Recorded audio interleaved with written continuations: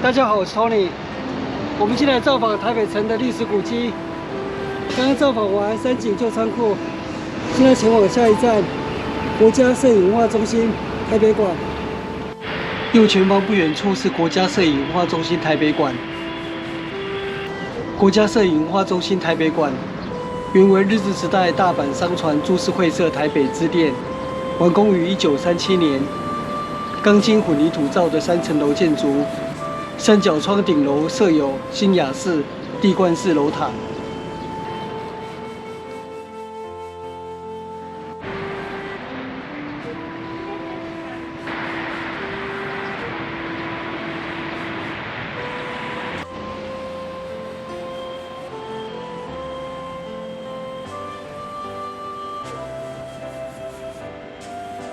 国家摄影文化中心台北馆。我们背包先寄放，因为里面不能搭背包，对，也不能使用自拍棒。对。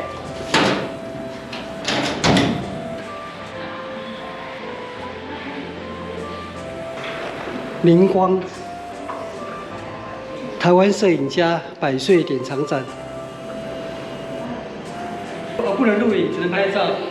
这里面待会进去里面以后就只能拍照，不能录影。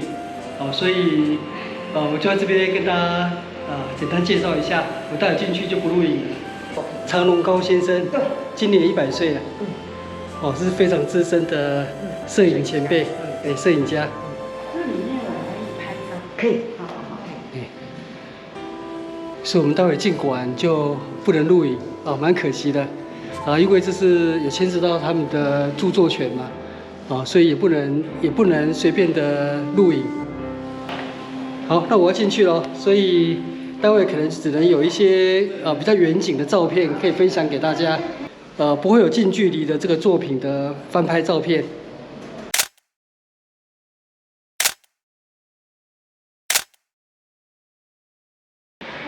好，现在参观完常荣高先生的摄影作品。那接下来这边还有，不能拍馆内，我就拍一下这里的古迹建筑给大家看一下。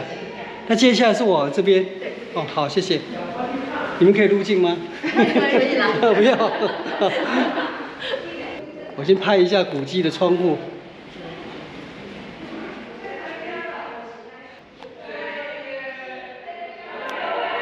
所以大家想看展览的话，还是要亲自到现场来。好，我要关机了。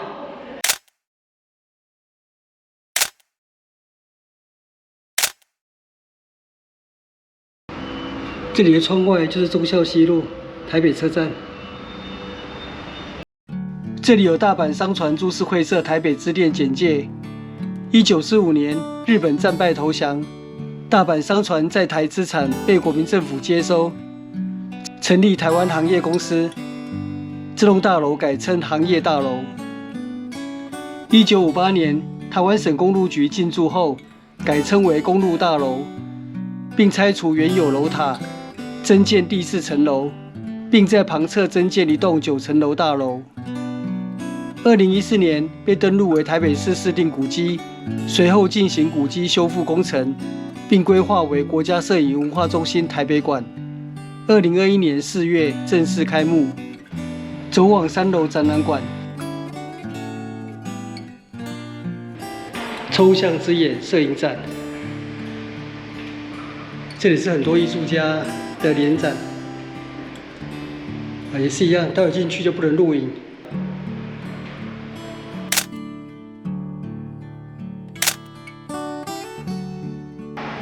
很特别的摄影作品。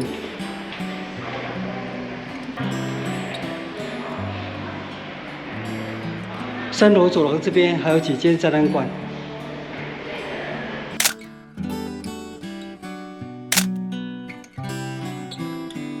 看完摄影作品，感觉气质有提升。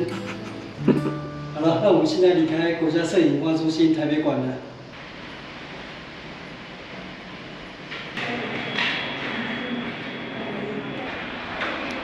这里有文创商品。这是咖啡厅内用区，这是光裕摄影书室。有一些摄影书籍可以提供游客浏览。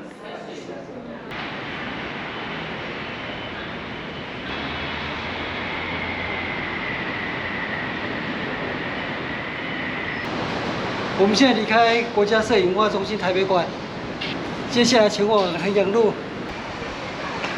前面这里是国立台湾博物馆、土银展示馆，原为日治时代劝业银行，市定古迹劝业银行旧下，建造于1933年。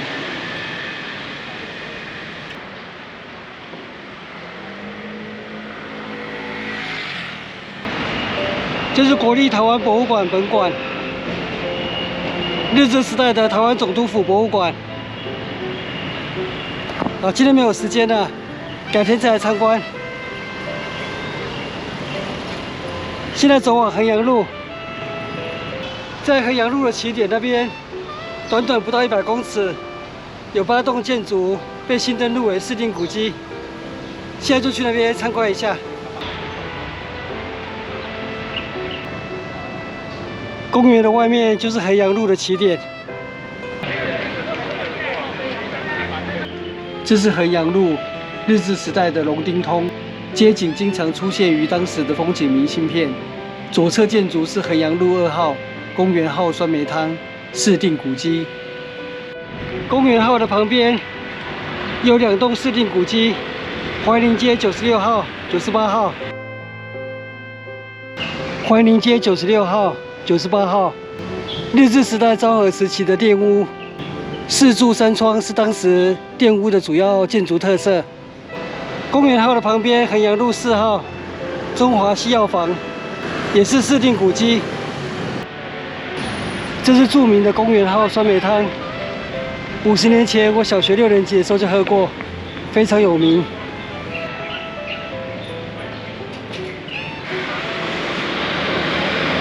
中华西药房创立于1945年。市定古迹，对面有4栋古迹：衡阳路11、13、15、17号。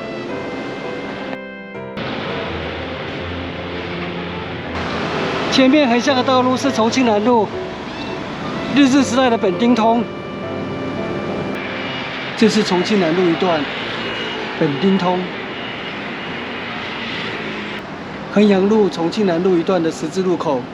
日治时代有台北银座的美誉。东方大楼，日治时代著名的新高堂书店，原址在这里，已经改建了。新高堂书店战后成为东方出版社。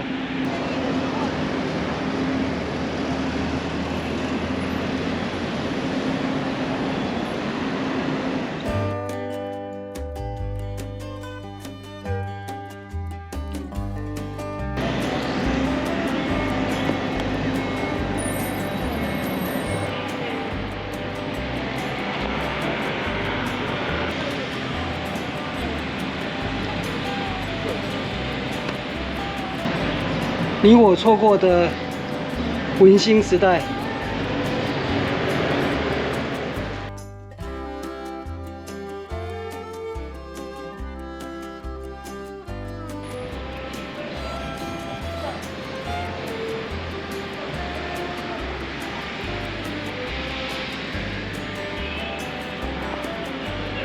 很开心，短短不到100公尺。这2、3年新登陆的8栋市定古迹：衡阳路2号、4号、11、13、15、17，还有怀宁街96号、98号。公园号酸梅汤，台北老牌公园号酸梅汤。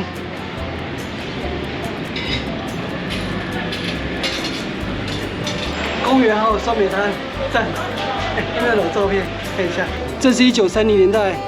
日治时期的龙町通街景，公园号酸梅汤在这里。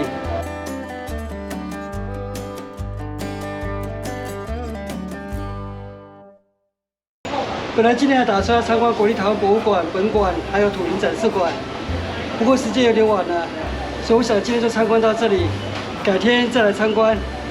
那我们今天的旅行就到这边结束，谢谢收看，我们下次见，拜拜。